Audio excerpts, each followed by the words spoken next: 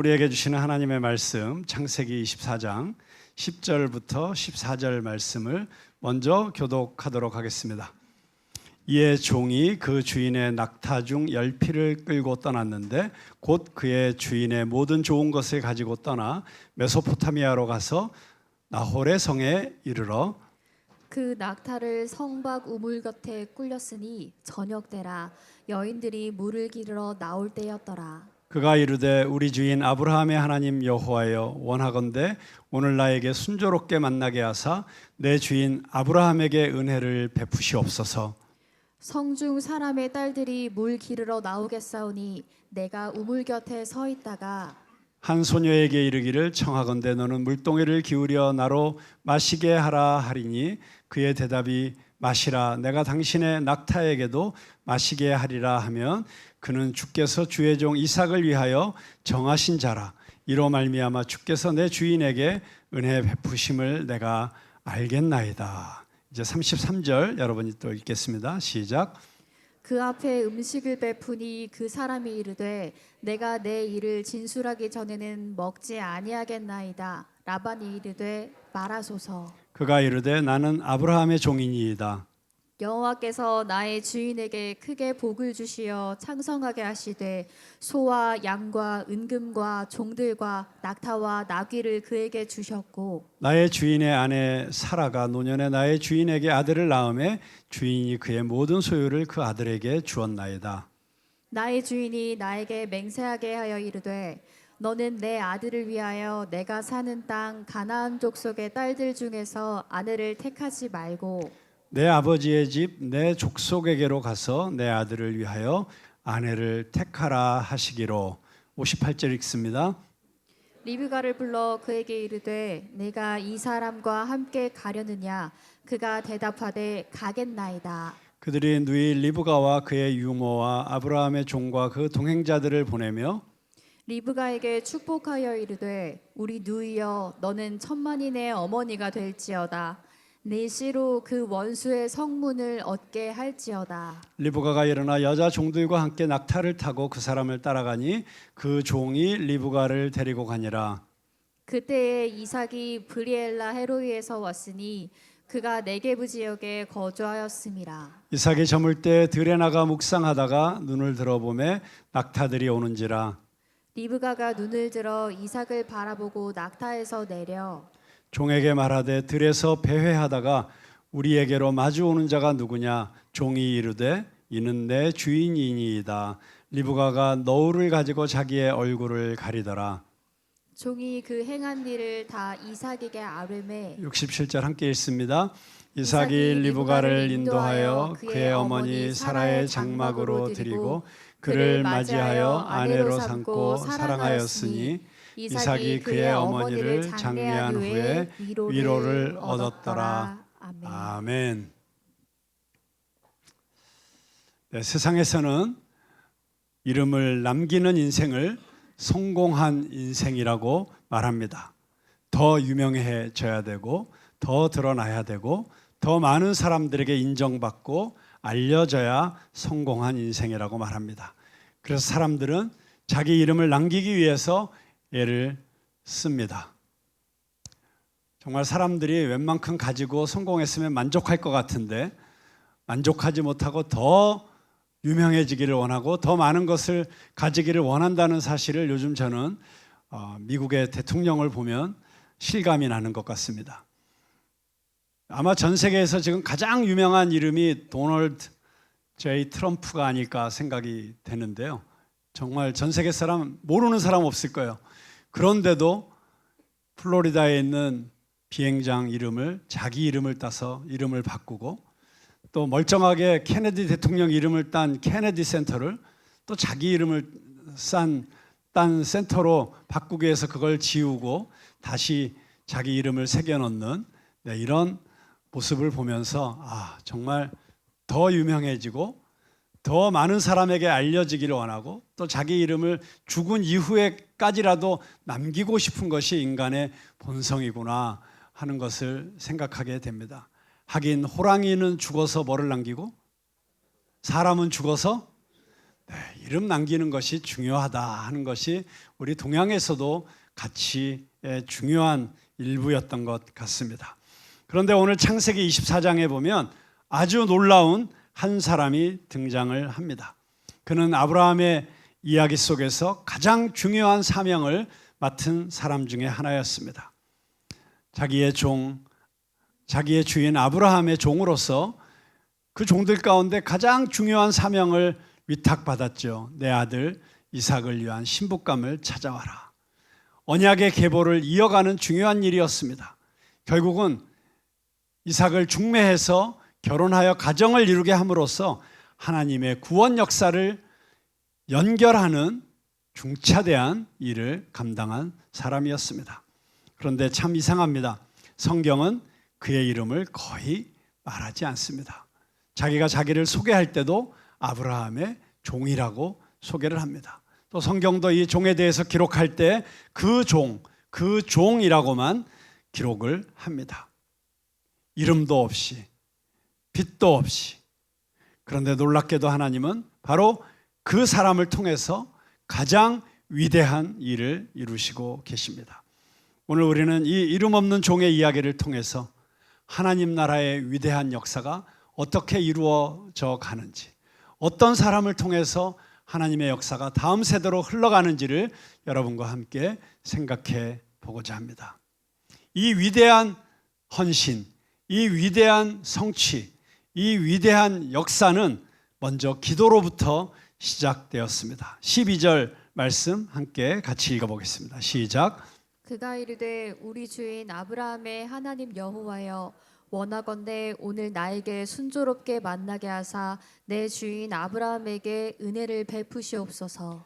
아멘. 지금 이 중차대한 사명을 받은 이후 그가 한 일은 기도하는 일이었습니다. 이제 막상 자기가 신부감을 찾아야 되는 지역에 도착을 해서 신부를 찾는 일을 할 때 그는 그 지역의 듀오를 찾아가지 않았습니다. 그 지역에 복덕방을 찾아가지도 않았습니다. 사람들 그 지역의 유지를 찾아가지도 않았습니다. 그는 먼저 기도했습니다. 이삭의 친부를 찾아야 합니다. 이 신부를 통해서 언약의 미래가 이어져야 합니다. 그런데 그는 기도합니다. 왜냐하면 이 중차대한 일은 인간적인 방법으로는 내 실력으로는 감당할 수 없는 일이라는 사실을 아는 겸손함이 그에게 있었기 때문입니다. 그는 아브라함이 자기의 모든 재산 관리를 맡길 정도로 지혜로운 사람이었습니다. 성경에 보면 늙은 종이라고 했습니다. 이미 나이가 많이 들었다고 하는 것은 그가 세상의 지혜로 가득한 사람이었다는 것도 보여줍니다. 그런데 그는 자기의 경험과 지혜를 의지하지 않고 기도하고 있습니다. 그는 알았습니다. 정말 하나님이 택하신 사람을 알아보는 것은 사람의 눈으로는 알 수 없다는 것을, 인간적인 시선으로 볼 때 좋은 조건의 사람은 찾을 수 있어도 언약의 사람은 오직 하나님께서 알려주셔야만 한다는 사실을 그는 알고 있었던 것입니다. 그래서 그는 우물가에서 무릎을 꿇습니다. 사랑하는 성도 여러분, 하나님 나라의 사람들은 먼저 무릎 꿇는 사람인 것을 기억하시기 바랍니다. 세상은 자기의 실력, 자기의 확신으로 움직이지만 믿음의 사람은 하나님의 인도하심을 구하는 사람입니다. 기도보다 앞서지 말고 성령보다 앞서지 말자. 제가 고등학교 때 처음 제자훈련을 받았던 CCC의 구호였습니다. 기도보다 앞서지 말고 성령보다 앞서지 말자. 여러분, 직업을 구할 때도, 배우자를 찾을 때도, 무슨 일을 할 때도 지금 어떤 절박한 문제 앞에 그 문제를 해결해야 되는 과제가 놓여 있다면 다른 어떤 것보다도 하나님 앞에 나오시기 바랍니다. 기도하시기 바랍니다. 새벽 기도의 자리에 나오십시오. 금요 성령 집회에 나오십시오. 물론 당연히 주일 예배도 나오셔서 조금 일찍 나오셔서 기도하면서 하나님의 인도하심을 구하실 수 있기를 바랍니다. 이렇게 기도한 이 종에게 놀라운 일이 일어납니다. 정말 자기가 기도한 대로 그대로 이루어졌습니다. 하나님, 저 많은 자매들이 물길로 오는데 그 중에서 내가 나에게 물 좀 달라고 할 때 나에게만 물을 주는 것이 아니라 내가 데려온 이 낙타들에게도 물을 나누어 주는 그런 자매라면 하나님이 준비한 자매라고 제가 알겠습니다. 사인을 구한 것입니다. 그리고 그가 기도한 그대로 리브가라는 한 여인이 다가와서 이 종이 물을 구했을 때 낙타들에게까지 물을 나누어 주는 것을 보게 됩니다. 아주 단순한 행동일 것 같지만 그 행동 하나에 그 사람의 인품과 그 사람의 다른 사람을 향한 배려와 이런 모든 것들이 드러날 수 있다는 아주 굉장히 지혜로운 조건이었던 것 같습니다. 이 사람은 리브가의 행동을 보면서 하나님께서 정해준 사람이다. 그리고 물어봅니다. 너는 누구냐? 그리고 그가 자기의 주인 아브라함의 친척 집안의 딸이라는 사실을 알고 너무 기뻐합니다. 그러면서 자기가 왜 여기에 왔는지, 그리고 내가 보기에 당신이야말로 우리 주인의 아들 이삭의 신부감이 맞다라는 이 얘기를 듣고 리브가가 깜짝 놀라면서 이 종을 자기 집으로 인도하여 가게 됩니다. 그리고 그 집에서 이제 환영 잔치가 열리게 되었습니다. 워낙 중동 지방은 멀리서 온 나그네를 잘 대접하는 것이 그 지역의 문화였어요. 그런데 게다가 자기가 보니까 그냥 즉석에서 선물로 준 코걸이, 금가락지 막 이거 보니까 이게 보통 집안이 아닌 것 같아. 그래서 뭐 그 집에서도 벌써 소문 듣고 난리가 났겠죠. 뭐 진수성찬으로 차려놓고 오자마자 앉으시라고 먼저 맛있는 거 좀 드시고, 그리고 뭐 물을 가져다가 발을 씻어주고 하면서 극진하게 환대를 하기 시작합니다. 그래서 빨리 드시라고. 그런데 엘리에셀이 이런 이름을 말해버렸네. 이름 없는 종으로 계속 나가야 되는데 이 이름 없는 종이 33절에 이렇게 말합니다. 한번 33절을 읽어보겠습니다. 시작. 그 앞에 음식을 베푸니 그 사람이 이르되 내가 내 일을 진술하기 전에는 먹지 아니하겠나이다. 라반이 이르되 말하소서. 자, 저는 이 장면이 창세기 24장에서 가장 중요한 말씀 중에 하나라고 생각을 합니다. 여러분, 정말 오랜 시간을 걸려서 그 먼 길을 낙타를 타고 여기까지 왔습니다. 얼마나 피곤했겠습니까? 우리가 비행기만 한 열 몇 시간 타고 가도 가자마자 아이고 씻는 것도 귀찮다, 그냥 빨리 자자, 뭐 이러는 거 아니겠습니까? 그런데 또 거기서 진수성찬으로 차려놓으면 얼마나 먹고 싶겠습니까? 그런데 이 종은 그 먹는 것을 거절합니다. 그러면서 내가 내 일을 진술하기 전에는 먹지 않겠다. 내가 이 땅에 온 목적이 있다. 나 이거 먹으러 온 거 아니다. 나 여기 관광하러 온 거 아니다. 정확하게 자기가 무슨 일을 해야 되는지, 자기가 지금 무엇에 집중해야 되는지, 자기가 지금 이루어야 되는 사명이 무엇인지를 정확하게 깨닫고 있기 때문에 그는 집중하고 있는 것입니다. 저는 우리 그리스도인들이 하나님 나라의 일을 이루기 위해서는 이런 집중력이 필요하다고 생각합니다. 세상과 하나님 나라의 일 사이에서 왔다 갔다 하면서, 또는 직장에서도 그래요. 일을 잘하는 사람을 보면 선택과 집중을 잘하는 사람입니다. 아무리 재능이 많아도 선택과 집중을 제대로 하지 못하면 위대한 일을 이루어낼 수가 없습니다. 그런데 그는 정확하게 이 놀라운 집중력을 보여주고 있습니다. 왜 이런 집중력을 갖게 되었을까요? 그의 인생의 목적이 분명했기 때문입니다. 내가 무엇을 위해서 살아야 되는지, 내 시간을 무엇에 투자해야 되는지, 내가 가진 물질을 무엇을 위해 투자해야 되는지, 내가 아무리 많은 것을 가지고 있다고 해도 그냥 정신없이 아무 생각 없이 허랑방탕하게 써버리면 남는 것 하나 없는 인생이 될 수가 있습니다. 그러나 아무리 작은 것을 가지고 있다고 해도 그것을 하나님의 나라를 위하여, 마치 한 어린 소년이 보잘것없었던 물고기 2마리, 보리떡 5개를 주님의 손에 올려드림으로써 5,000명이 먹고도 12광주리가 남는 이런 놀라운 천국의 잔치를 베푸는 기적의 주인공이 될 수 있었던 것처럼, 지금 내가 얼마나 많은 것을 갖고 있느냐가 중요한 것이 아니라 내가 가진 것을 무엇을 위해 집중할 것인가, 무엇을 위해 드릴 것인가, 그것을 정확하게 아는 것이 우리 인생의 성패를 좌우한다고 하는 것입니다. 저는 틀림없이 배가 고팠을 텐데도 먹지 않겠다고 내가 이 땅에 온 목적을 이루기 이전에는 나는 먹지 않겠다고 말하는 이 종의 모습 속에서 요한복음에 등장하는 예수님의 그림자를 보게 됩니다. 요한복음에 보면 예수님께서 수가성이라는 마을에 들어가셔서 거기 우물가를 찾아가십니다. 그러고 보니까 여기도 우물가네요. 성경에 보면 우물가에서 중요한 일이 많이 일어나는 것 같습니다. 우물이라는 게 생명을 뜻하는 것이거든요. 그러니까 이 우물가에서 생명의 역사들이 일어나는 거예요.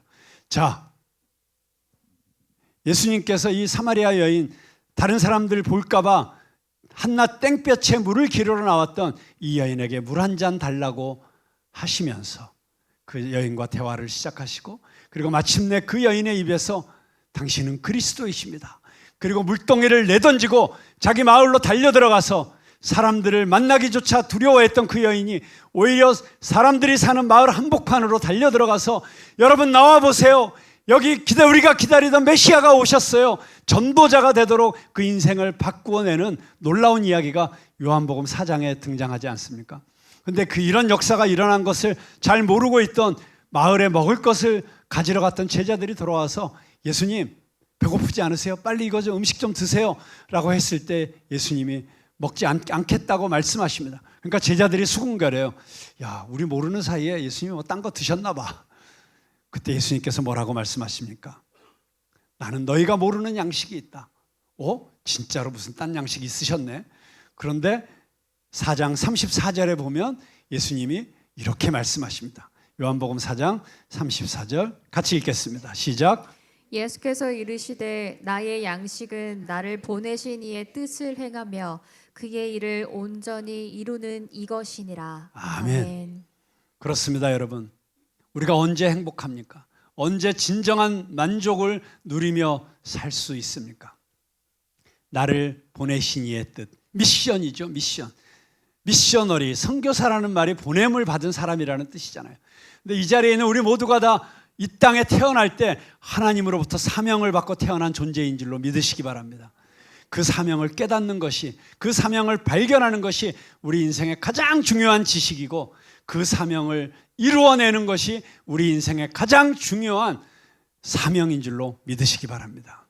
우리가 우리의 사명을 발견하고 이루어낼 때 우리는 참된 만족을 누리며 살아갈 수 있다는 것을 지금 예수님께서 말씀하시는 거예요. 나의 양식은 나를 보내신 이의 뜻을 행하며 그의 일을 온전히 이루는 이것이니라. 근데 그 일을 이루어가는 동안에는 정말 안 먹어도 배부른 거예요.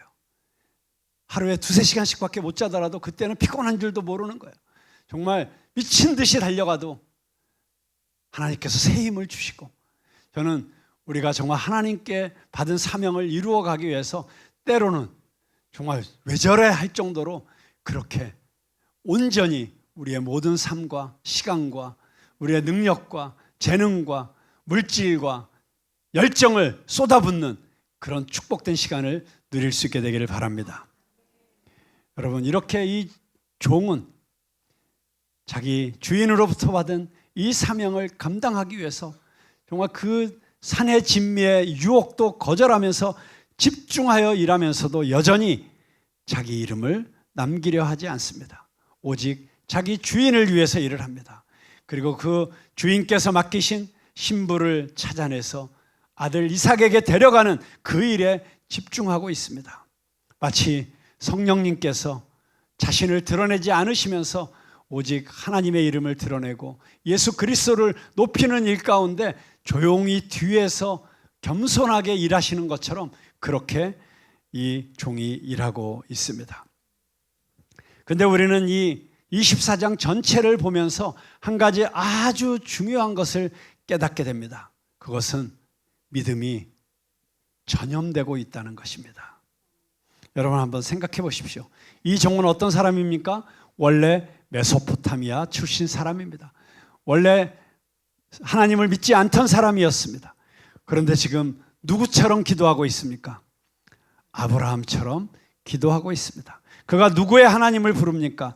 우리 주인 아브라함의 하나님 여호와여라고 하나님을 부르고 있습니다. 어떻게 이 이방 땅에서 태어나서 자라던 이 종이 이렇게 여호와 하나님의 이름을 부르면서 기도하는 사람이 되었을까요? 어떻게 이렇게 이 하나님께서 맡기신 이 놀라운 약속을 이루어가는 일 가운데 자신의 삶을 집중하여 드리는 사람이 될 수 있었을까요? 그는 자기 주인 아브라함 곁에서 오랜 세월을 함께하면서 하나님께서 아브라함의 삶 가운데 역사하는 모습을 보았습니다. 그리고 자기 주인 아브라함이 달라지는 모습도 보았습니다. 위기 가운데서도 하나님이 건져주시는 그 역사도 두 눈 똑바로 뜨고 보았습니다. 자기 주인 아브라함이 원래는 그렇게 완벽하고 훌륭한 사람이 아니었지만 그 오랜 세월 하나님과 동행한 이후에 인격적으로나 신앙적으로나 다듬어져 가고 완성되어져 가는 모습을 보게 되었습니다. 그 모습을 보면서 그의 마음 가운데도 하나님이 어떤 분이신지 깨달음이 왔을 것입니다. 그리고 자연스럽게 그 주인 아브라함이 가장 소중하게 붙잡고 있는 하나님의 언약, 그 약속을 이루어내는 것이 가장 중요한 것이라는 사실을 그는 느끼게 되었을 것입니다. 왜냐하면 아브라함이 너 가서 내 아들 이삭의 신부감 찾아와 할 때 환도뼈 밑에다가 손을 넣고 맹세를 하게 합니다. 여러분, 이것은 어떤 의미에서 볼 때는 할례 의식을 행하는 것과 같은 그런 아주 경건하고도 진지한 이런 약속의 장면입니다.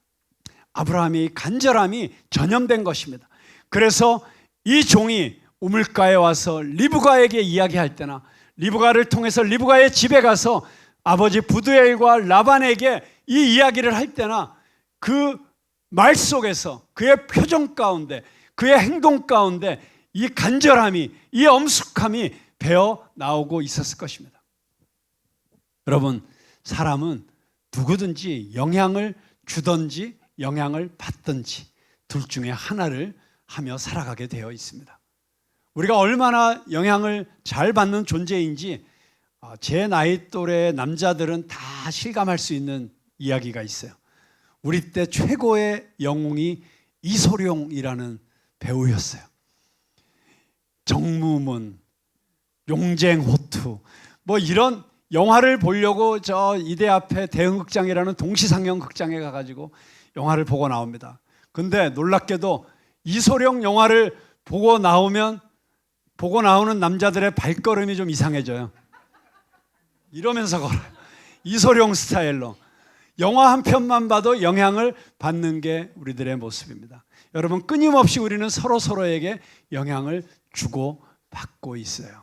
특별히 에너지가 강하고 정말 그 무언가 그 열정에 가득 차 있는 사람을 만나면 우리는 자연스럽게 전염되게 되어 있습니다. 여러분, 그런데 한번 생각해 보십시오. 우리가 어차피 우리가 누군가에게 영향을 줘야 되고 영향을 받아야만 되는 존재라면 우리가 왜 원망을 전염하겠습니까? 왜 부정적인 생각을 전염시키겠습니까? 왜 그 탐욕스러운 그런 이기적인 모습들을 전염시키고 살겠습니까? 가능하면 우리는 긍정적인 것을 전염시키고 희망을 전염시키고 사랑을 전염시키고 무엇보다도 하나님을 믿는 이 믿음을 전염시킬 수 있기를 바랍니다. 그래서 나를 보는 사람들이 나 때문에 영향을 받아서 나도 좀 기도해 볼까? 나도 성경 필사해 볼까? 저분이 저렇게 푸른나무교회 열심히 나가더니 뭔가 달라진 것 같아. 얼굴 표정도 달라지고 삶이 달라지고 있어. 나도 좀 교회 가볼까? 이런 것들을 전염시키고 사는 그런 저와 여러분 될 수 있게 되기를 주님의 이름으로 축복합니다. 여러분, 이 부두엘과 라반, 리브가의 아버지와 오빠예요. 이 오빠가 이 종의 이야기를 듣고 나서 뭐라고 말하는지 우리는 깜짝 놀라게 됩니다. 24장 50절 같이 읽어보겠습니다. 시작. 24장 50절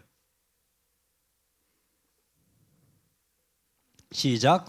라반과 부두엘이 대답하여 이르되 이 일이 여호와께로 말미암았으니 우리는 가부를 말할 수 없노라. 아멘. 여러분, 참으로 놀랍습니다. 이 라반은 특히 이제 우리가 조금 있다가 야곱 이야기로 들어가게 되면 거기 거의 주연급 조연으로 등장하는 인물이에요. 그런데 라반이 훌륭한 사람입니까? 우리가 이미 상당히 정보를 갖고 있는 대로 사기꾼 야곱을 등쳐먹는 사람입니다. 정말 이 잔머리의 대가, 정말 얼마나 사람을 이용하고 거짓말을 밥 먹듯이 하고 이런 형편없는 사람이에요. 그런데 놀랍게도 이 라반과 부두엘이 대답하여 이르되 이 일이 여호와께로 말미암았으니 우리는 가부를 말할 수 없느라. 이야, 엄청난 부잣집에서 종을 보내서 신부감을 찾아오라고 하는데 일단 이 종에게 내 여동생을 소개시키기 전에 커미션부터 받아야겠다, 중개 수수료부터 받아야겠다, 뭐 이런 생각을 할 법도 한 인물이거든요. 그런데 듣자마자 뭐라고 얘기합니까? 이 일이 여호와께로 말미암았으니. 여러분, 정말 100% 하나님의 말씀에 순종해서 100% 하나님을 위해서, 그렇게 자기의 어떤 숨겨진 동기가 아니라 온전히 하나님을 위해서 헌신하는 사람을 보면 우리가 감동받게 돼 있잖아요. 그리고 왠지 그 앞에서는 나도 정직해져야 될 것 같고, 나도 딴짓하면 안 될 것 같고. 여러분, 우리 그리스도인들의 모습 가운데 이런 모습이 드러나야 세상 사람들이 예수 믿는 사람들을 존경하고 두려워하게 되는 것 아니겠어요? 우습게 여겨지는 것이 아니라 저 사람 보면 왠지 내가 옷깃을 점여야 되는 것 같은 이런 모습이 나타나게 되는 그 이유가 무엇입니까? 이 종이 철저하게 기도하면서 하나님을 위해서, 또 자기 주인 아브라함을 위해서 이렇게 헌신하는 모습 가운데 딴 생각할 여지가 없는 것이죠. 그래서 그 입에서 이런 말이 튀어나오는 것입니다. 이 일이 여호와께로 말미암았으니 우리는 가부를 말할 수 없노라. 내가 비록 오빠지만, 내가 비록 아버지지만 이런 이야기를 듣고 어떻게 딴 생각할 수 있고 딴지를 걸 수 있겠습니까? 그렇게 하십시오. 승낙할 수밖에 없었다는 것입니다. 여러분, 이 부두엘의 집안 사람들의 분위기까지도 영향을 받고 있는 것입니다. 물론 이 종이 떠나고 난 다음엔 그 영향이 사라지고 다시 옛날 삶으로 돌아갈 수 있어요. 그러나 최소한 이 종과 함께 있는 동안에는 이런 분위기 속에 있을 수밖에 없는 것이죠. 세상에서는 별짓 다 하고 살아도 이 교회에 나와서 여기서 함께 예배드리고 성도들의 교제권 안에 있을 때는 이곳에서만큼은 그래도 하나님의 사람답게 그렇게 행동하고 싶은 그런 마음이 자연스럽게 일어나게 되는 것이 이 사람들의, 선한 사람들의 영향력 아니겠습니까? 저는 우리 공동체가 그런 선한 영향력을 이 세상 한복판에 끼치는 그런 성도들로 가득 찬 교회가 되기를 소망합니다. 그리고 그렇게 신부로 데려가도록 허락한 다음에 이 처갓집에서 요청을 합니다. 가능하면 며칠 아니면 한 열흘 좀 쉬었다 가라고. 그리고 우리도 딸을 이제 완전히 시집을 보내야 되는데 딸 데리고 좀 여러 날을 있고 싶다고 그렇게 이야기를 합니다. 그런데 이 종이 뭐라고 대답합니까? 아닙니다. 오늘 떠나겠습니다. 지금 이 기쁜 소식을 우리 주인에게, 그때 뭐 핸드폰이 있습니까? 무슨 팩스가 있습니까? 지금 직접 가서 말하는 수밖에 없는데, 하나님께서 드디어 이 기가 막힌 자매를 허락해 주셨습니다 라고 하는 걸 자기 주인에게 알리고 싶어서 그 며칠 쉬어가라고 하는데 그것도 거절하고 가겠다고 하는 거예요. 그랬더니 이 처갓집에서 하는 말이 당사자가 결정하게 합시다. 그리고 리브가에게 묻습니다. 야, 지금 당장 떠나겠다고 하는데 너 당장 갈 거니? 아니면 그래도 좀 추스리고 며칠 준비했다 가겠니? 했더니 리브가가 뭐라고 답합니까?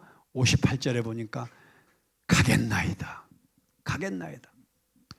아유, 가만히 이 딸이 대답하는 걸 보니까 무슨 요즘 시대의 불량 청소년처럼 그냥 집에서 가출하고 싶어서 안달이 났다가 잘 됐구나 싶어서 지금 떠나고 있구나. 혹시 그렇게 오해할 수도 있겠으나 저는 이 모습 속에서 예수님께서 부르실 때 그물도 배도 내려놓고 즉각적으로 그 부름에 순종했던 제자들의 모습을 봅니다. 세리 마태도 예수님께서 부르실 때 그는 평생 동안 자기의 직장이었던 그 세관을 박차고 일어나서 즉각적으로 예수님을 따르는 모습을 보게 됩니다. 그렇습니다. 어떤 때는 잘 준비해야죠. 그러나 어떨 때는 하나님께서 부르실 때 오히려 그 자리에서 즉각적으로 순종하는 것이 더 중요한 줄로 믿습니다. 내가 준비 안 돼 있다고 할지라도 내가 보기엔 좀 시간이 필요한 것 같아도 하나님께서 부르실 때 그 긴급성에 응답할 수 있는 준비된 그리스도의 제자들이 되었기를 바라는 것입니다. 근데 이 리브가가 어떻게 이런 놀라운 결단을 할 수 있었을까요?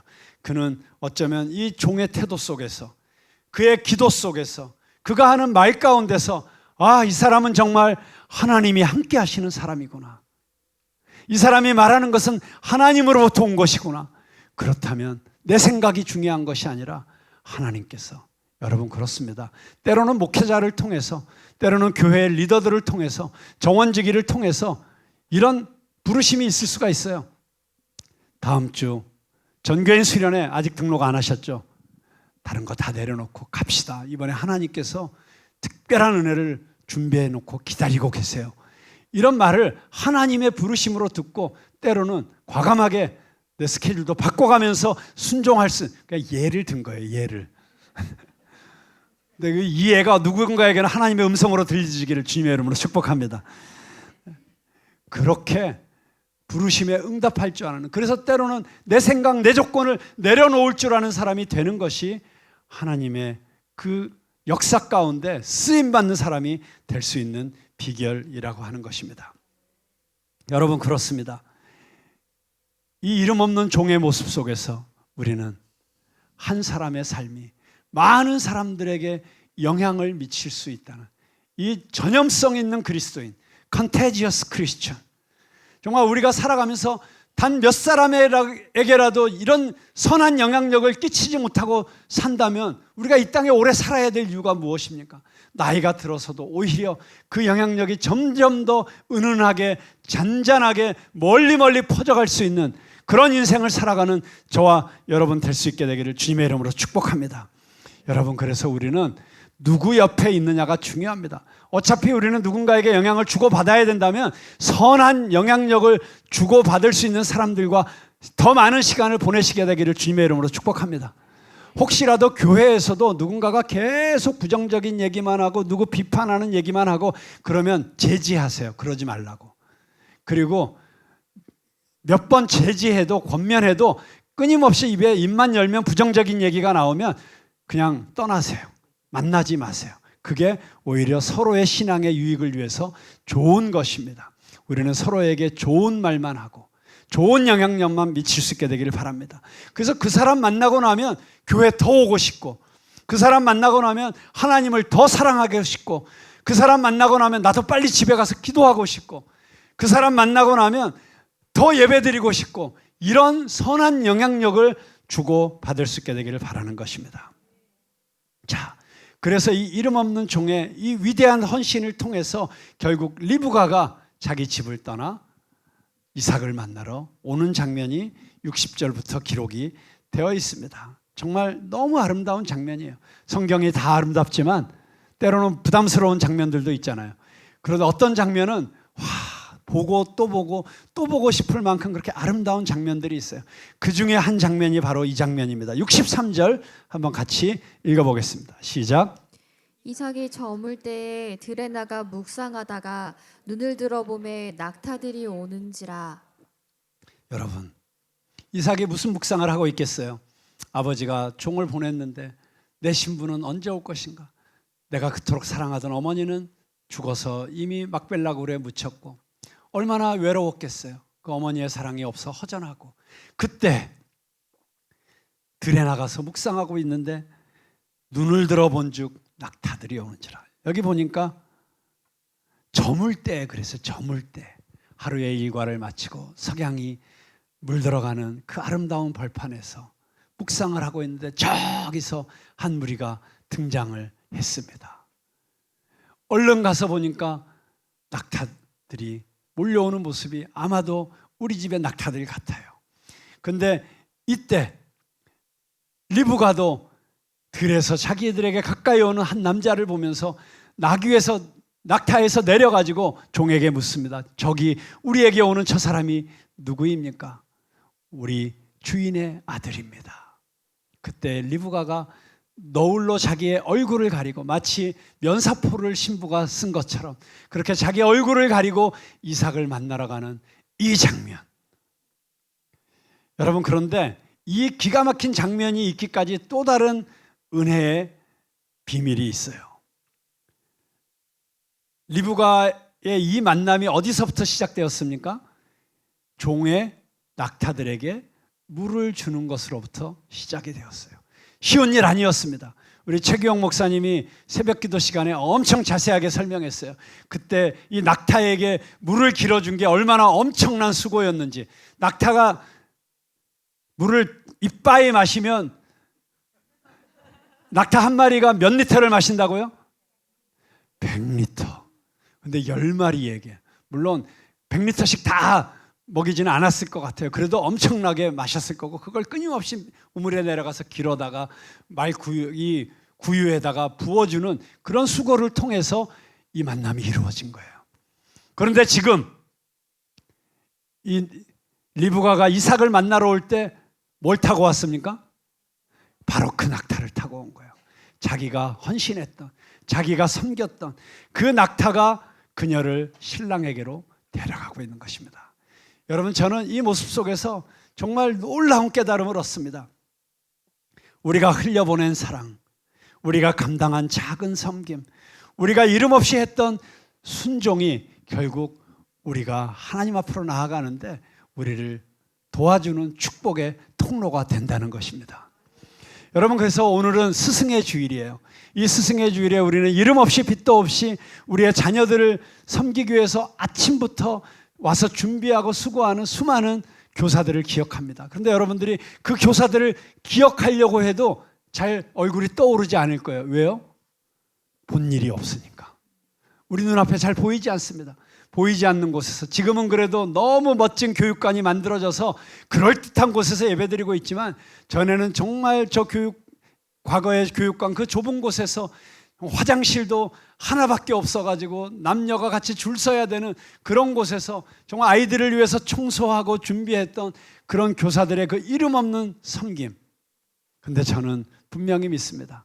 바로 그 교사들의 섬김이, 그 교사들이 키워냈던 그 아이들을 통해서 나중에 그들의 인생의 가장 자랑스러운 트로피가 될 것이라고 믿습니다. 그들이 하나님 나라에 갈 때, 이제 우리 신랑 대신 예수 그리스도를 만나러 갈 때 정말 우리의 발걸음을 가볍게 하는 그런 우리의 축복의 선물로 변해 있게 되리라고 저는 분명히 믿습니다. 그렇습니다, 여러분. 교회 일을 하다 보면 어떤 경우에는 저처럼 매주 여러분 앞에 나와서 이렇게 설교할 수 있는 영광스러운 이런 자리에 서 있을 수도 있습니다. 찬양팀들처럼 여러분들의 시선을 받으면서 찬양할 수도 있습니다. 그러나 10년, 20년 동안 저 뒤에 캄캄한 곳에서 방송 자막을 하고 카메라를 잡고 그렇게 또 뒤에 청소를 하는 이런 사람들은 전혀 드러나지 않을 수 있어요. 그런데 우리가 그렇게 이름 없이 빚도 없이 섬겼던 그 헌신이 우리 주님께서 나중에 우리를 축복하시고 칭찬하시는 우리의 가장 큰 축복의 선물이 되리라고 믿습니다. 창세기 15장에 보면 이 종의 이름이 잠깐 등장합니다. 엘리에셀. 그러나 이상하게도 창세기 24장에서는 그가 주역으로 활동하는 이 24장에서는 오히려 이름이 사라집니다. 왜입니까? 하나님께서 우리에게 깨닫게 해주시는 것이 있기 때문입니다. 하나님 나라에는 자기 이름보다도, 자기 유익보다도 더 중요한 사명이 있다는 것입니다. 세상은 말합니다. 너의 이름을 남겨라. 사람들에게 더 많이 인정받아라. 네가 한 일을 통해서 더 많은 보상을 추구해라. 그러나 하나님은, 하나님의 나라에서는 이렇게 말합니다. 예수 그리스도의 이름을 높이는 사람이 되어라. 너의 삶을 통해서, 너의 헌신을 통해서, 너의 수고를 통해서 내가 드러나는 것이 아니라 예수님이 드러나고 예수님이 영광 받으시는 삶을 사는 것이 가장 고귀하고 아름다운 일이다.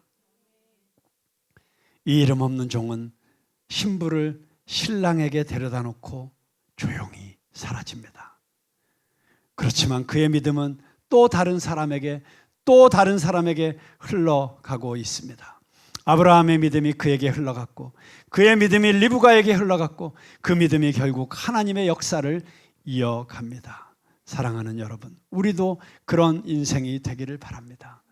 누군가가 그렇게 지난 2000년 동안의 교회의 역사 가운데 이름 없이 빛도 없이 순종하고 헌신했기 때문에 오늘 우리가 이렇게 예수님을 알게 되었고, 우리 교회가 세워지게 되었고, 우리 한국교회가 이렇게 부흥하게 되었고, 지금 전 세계 열방 가운데 선교사를 보내는 이런 놀라운 역사가 일어나기까지 너무나도 많은 사람들, 이름이 알려진 몇몇 사람들, 뭐 언더우드라든가 아펜젤러라든가 이런 사람들은 그래도 이름이 알려졌지만 그것과는 비교도 할 수 없는 너무나도 많은 사람들이 이름도 없이 빛도 없이 이 땅에 자기들의 눈물과 피와 땀을 쏟았다는 사실을 기억해야 될 것입니다. 여러분, 저는 그런 의미에서 오늘 우리도 정말 이름 없이 빛도 없이 수고하는 우리 교사들을, 그리고 누군가 나에게 선한 영향력을 끼쳤던 나의 믿음의 스승 되신 우리 주일학교 선생님이었던지, 아니면 내가 중고등학교 때 다녔던 교회의 전도사님이었던지 목사님이었던지, 나의 믿음의 스승이 되어 나를 이렇게 선한 자리로 이끌어주신 그분을 기억하면서 감사하는 그런 특별한 주일인 이 스승의 주일에 우리가 찬송을 한 곡 같이 우리의 결단으로 부르기를 원합니다. 이 찬송은 너무나도 자랑스럽게도 서국교회에서 만들어서 우리에게 전해진 찬송가가 아니라 우리 믿음의 선배들이 직접 작사하고 작곡하신 찬양입니다. 저는 이 찬양의 가사를 보면 이 땅에 처음 복음이 전해졌을 때 그 복음을 받아서 예수 믿은 우리의 믿음의 선진들이 얼마나 위대한 신앙인들이었는지를 새삼스럽게 깨닫게 됩니다. 어쩜 이런 가사를 쓸 수 있었을까? 저는 이런 가사를 쓴 우리에게 복음을 전해주신 우리의 믿음의 선배님들, 그 장로님들, 권사님들, 또 목사님들, 집사님들, 주일학교 선생님들, 성가대원들, 그런 분들을 생각하면서 이 찬송을 같이 부를 수 있기를 바랍니다.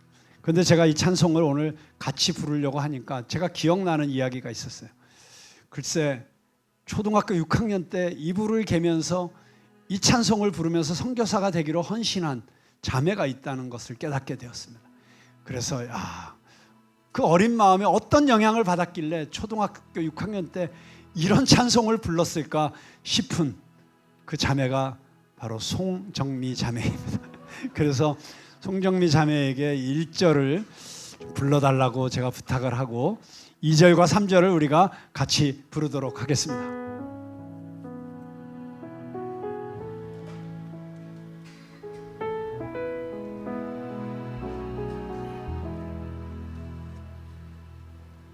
푸른 바다 나선 이 몸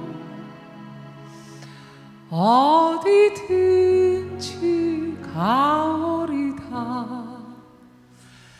괴로우나 즐거우나 주만 따라가오리니 어느 누가 막으리까. 죽음인들 막으리까. 어느 누가 막으리까. 죽음인들 막으리까. 아골골짝 빈들에도 아골골짝 빈들에도 복음 들고 가오리다. 소돔 같은 거리에도 사랑하러 찾아가서 종의 몸에 지닌 것도 아낌없이 드리리라. 종의 몸에 지닌 것도 아낌없이. 우리 삶을 통하여 존귀 영광 받으신 우리 주님께 찬양합니다.